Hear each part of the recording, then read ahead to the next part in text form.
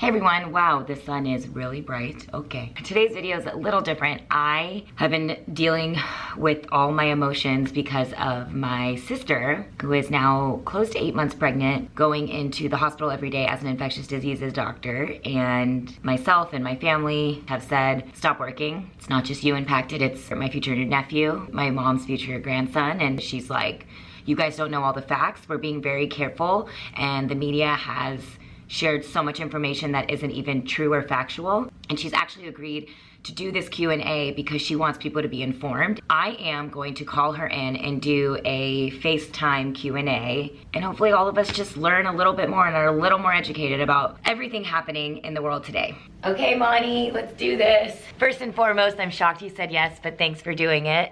Anytime. First, I want to ask how you're doing. I'm tired, but getting through. You look good though, man. Like, you just are such a cute preggo. I wish I can enjoy a little bit more during this time. So before we get started, can you tell everyone what kind of doctor you are? I am an infectious disease fellow right now. I am in my training. I am here in New Jersey, I guess you can say one of the hotspots of the COVID outbreak. Technically, yes, I would have to go see patients firsthand, but I'm very, very lucky, and I do have to give a shout out to my coworker, my co-fellow actually. She's been helping me so much that she... What's her name? I love her. Her name is Hen. She's awesome. Hen, I love you so much. She actually took the initiative, knowing that I'm pregnant, that she took charge, and she's actually seeing all the actual active or potentially positive COVID patients. I basically screen everybody on the forefront by looking at, you know, my EMR, my electromedical records for possible consults, and then if I think, yes, you know, they're pretty much high risk and they needed to be seen, then I ask Ken to go see this patient to kind of filter it out. We're just trying to make sure my exposure is limited, so I'm very, very grateful to her. What's it like in the hospitals right now in New Jersey? Very, very busy. It's getting worse for sure. We're having a lot more cases, or possible cases, I should say, but we're trying to make it where if the patient is stable, we can tell them to go home, quarantine themselves, pending their COVID testing results, if they're medically cleared. Because you are pregnant, is there a higher chance of you potentially getting COVID-19? I'm more prone to getting viral infections, such as influenza and all this stuff. And because COVID's also a viral infection, I could be prone to it, but we don't have enough studies to say, oh, I'm gonna get it because of it. So it's just like, I just have to take my precautions like anyone else. All healthcare workers are at extreme risk right now. They are risking their lives, I'm gonna be honest, in order to provide the best care they can provide. If you said tomorrow that you wanted to just not work, they would be okay with it. It's your personal decision. Yes, but then that's also not fair to everybody else, especially if I'm like asymptomatic. I would like to work if I can, but if worse comes to worse, I mean, this baby is descending down slowly. So I feel like with the stress and everything, he might come a little sooner. Who knows? Dad wanted you to be a doctor, and I think this is the first time in life I've ever heard Dad say he wishes you were not a doctor. I know he doesn't mean it in his heart, he's proud of you, but it's very scary as a dad and as being in your family. I mean, I can't blame the man. I get everyone's nervous in our family, reaching out, which I love, everyone reaching out to me. But at the same time, it's like, I'm already stressed. I don't need more stress on top of it. I get hospitals higher risk. I absolutely understand that. But you can contract it anywhere. And then what about the Nesh? Because he goes into the hospital too and then comes home. So funny part is the Nesh is actually doing his ID rotation with me. Next month he'll be in ICU, so he has to take his precautions. Another question I have is I saw Ashley Graham post on Instagram that there's some hospitals that are not allowing anyone in the room when a woman is giving birth. Is that real? I haven't heard that from my OB yet, to be honest with you. That can absolutely be true, because when I go to my OB appointments, the Nesh can't come to them anymore. I'm taking it day by day. Let's just see what happens. Everything's changing. We have to follow by the CDC guidelines. Now we're gonna answer questions from people who asked me to ask you, what precautions can pregnant women take now during this? The same as everyone else. You just have to be cautious. Try to avoid people who are sick. All we can say is, based on other coronaviruses that you can have, if it's the first trimester, you contract it or something. The only things that we've noticed is low birth weight and preterm births, but that's really the only indications that we've seen. We don't even know what effects it can have on the fetus or the infant when they're born, because we don't have studies on it yet.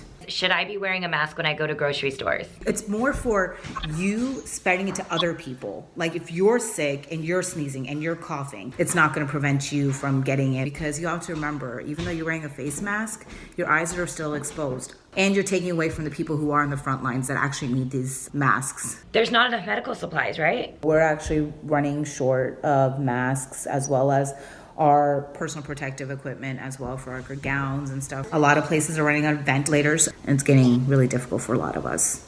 If you have a loss of smell or taste, should you self-quarantine? There's no specifics, to be honest, but if you have a cough and a fever, those are something that you want to be alarmed, just kind of watch out for, but doesn't mean you have to be at the hospital for those things, okay? Because remember, there is not a full approved treatment yet. I know everyone's hearing about the hydroxychloroquine with the azithromycin. Everything's trials right now. Nothing is a definite treatment. If you have symptoms of you might have COVID-19, you're supposed to do quarantine for 14 days, right? CDC is saying that you have to have 72 hours of not having a fever, no temperatures, and then if you have 7 days since the onset of your initial symptoms, of being symptom-free. Who is more likely to get COVID-19? Anyone can get COVID-19. The people who are more severely that can get sick are your elderly, immunocompromised patients, people who are on like prolonged steroid treatment or immunosuppressants. Anyone's at risk, and we don't know this virus well enough to say, oh, you're immune to it or you're not going to get it. But is it true that if you've had it before, you won't get it again?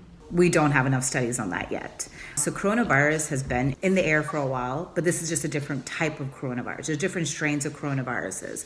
So we're basing it off on the other coronaviruses, where if they get it once, they might be immune to it. But the thing is, we have this new strain that we're still trying to understand, so we don't know yet. For anyone watching this, what can they do to make this end as quick as possible? Because I think everybody wants that. The best thing is social distancing. What's happening is whenever there's close groups combining together, that's when all the spread is actually happening. The outbreaks are happening, even between young people right now. You don't know if you're carrying it or not. This does pass through droplets, from your secretions and so forth, but it can stay in the surfaces for a while. So 6 feet apart at all times. Better. It's always better. A lot of people are saying like they need to go to the grocery store. Is it too risky to go? Limit your exposure as much as possible, but everyone needs to go grocery shopping. So I can't say don't go. If you're gonna sneeze in your arm. Wash your hands when you come out from outside to inside. I've been washing my hands wrong my whole life. 20 seconds, and it's just not like this. You have to do in between the crevices, like everything. Just do it everywhere, kind of. It's all over. I'm not gonna lie. I used to be a...